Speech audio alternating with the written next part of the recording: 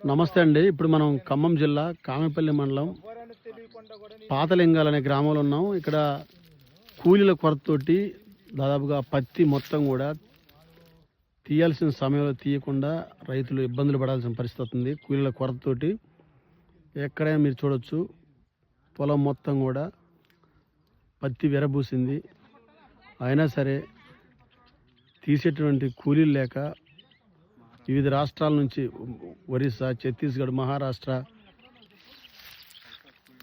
అలాంటి వలస కూలీలను ఇక్కడ రప్పించి తీసే ప్రయత్నం చేస్తున్నప్పటికీ కూడా వాళ్ళ వల్ల కాక ఇబ్బందులు పడాల్సిన పరిస్థితి ఏర్పడింది. ఇప్పుడు చూడొచ్చు, ఎక్కడ చూసినా కూడా పత్తి విరబూసినటువంటి పత్తిని మనం చూడొచ్చు.